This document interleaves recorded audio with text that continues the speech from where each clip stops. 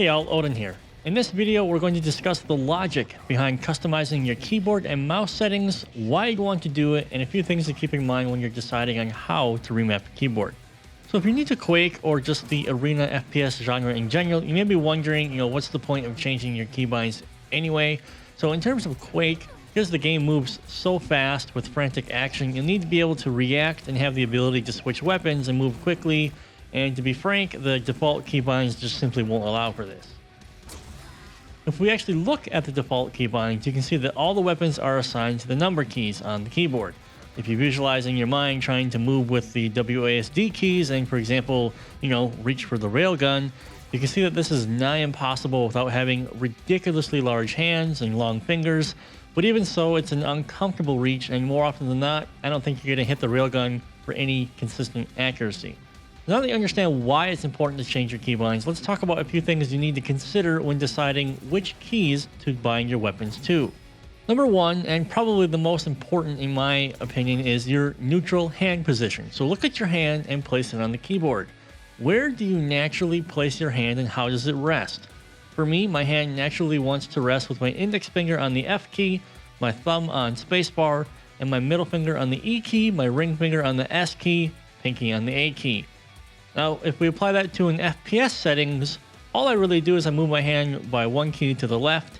Now my index finger's on D, middle on W, ring on A, pinky is on shift, and my thumb still on spacebar.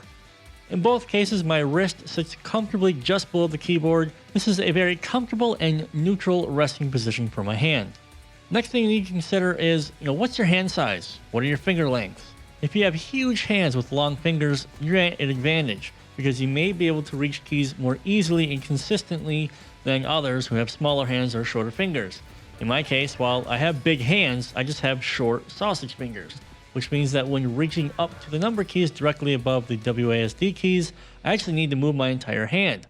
Now with some practice, this probably wouldn't be such big of an issue, but I prefer to have a stable, planted, and neutral hand position that doesn't move around so much. Lastly, you need to consider if you have any individual limitations or special things to account for. For example, I have nerve damage in my left arm that screws with my individual finger dexterity. I have a very hard time spreading my fingers out, so even reaching from the D key to the F key with my index finger takes a lot of effort. So in this case, I need to work around that, and thankfully it's possible with a custom keybind setting. So after you've analyzed how you like to rest your hand at the keyboard, you've considered your hand and finger sizes, and any special issues that you may need to work around, it's time to bind your keys. As an example, I'll show you how I've set up my keybinds. For movement, I've kept it pretty standard with the WASD keys. However, I put my jump button on the right mouse button. Of all the keybinds I'm going to talk about today, I really would recommend that you at least try out putting your jump button on the right mouse key, or the right mouse button, because it makes strafing and rocket jumping even easier in my opinion. From here, I switched my crouch and walk keys from control to shift respectively, and this is because when I play sliding champions, it's just easier for me to use the shift key for crouch instead of reaching for control. This basically is due to the difficulty of using my pinky with my nerve damage and trying to stretch and curl and hit that key and hold it while moving all at the same time. For zoom, I chose space. It's the biggest button on the keyboard, easy to press, and also easy to keep pressed when I'm moving around. Now for the fun stuff, my weapons binds. So you may already be looking at this with some bewilderment because I'm incorporating a lot of my mouse here. But this is to take off the load of my left hand on the keyboard. While this may not be as strange as Toxic's setup, for example, it still goes off the normal beaten path for the most part. So for Gauntlet, I have it bound to middle mouse. Machine gun is wheel mouse down, shotgun is wheel mouse up. This has become very comfortable for me, and at this point it's instinctive. This feels great to me. I don't even have to think about it anymore. I really like having these weapons bound to the mouse wheel and the middle mouse button.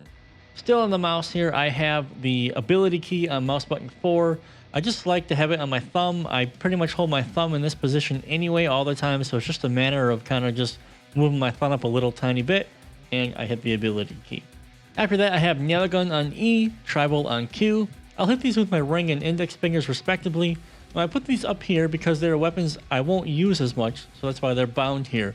Generally, if I need to use the tribal or the nail gun, it's like the beginning of a match, or I'm already in a position that's not quite favorable for me, so it's not quite as imperative that I have perfect weapon switching skills. I mean, it's important, of course, but again, Tri-Bolt and Nail Gun are just not going to be used as much as the Unholy Trinity. Now, speaking of the Unholy Trinity, I have Railgun on C, Rockets on V, and Lightning Gun on B. Now, I use my thumb for all three of these keys. I believe the thumb tends to be ignored and underutilized, and because it's one of my stronger and more mobile fingers on my hand, I use it.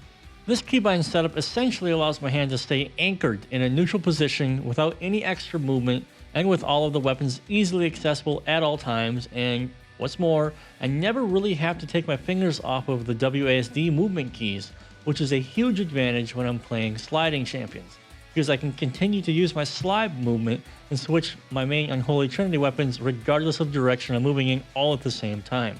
So how should you map your keys? Well, basically, you should map them to however they are the most comfortable for you. Obvious answer, probably, but here are a list of questions that you can at least ask yourself when deciding on your layout. Number 1, are these binds consistent with my neutral hand position?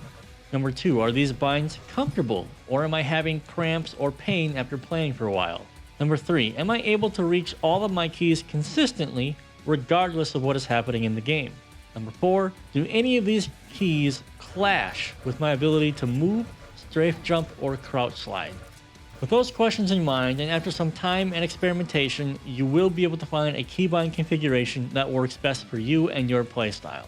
Alright guys, that'll do it for this video. If you found the video helpful, please hit like. Also, don't forget to subscribe and hit the bell notification so you don't miss any of my future Quake videos.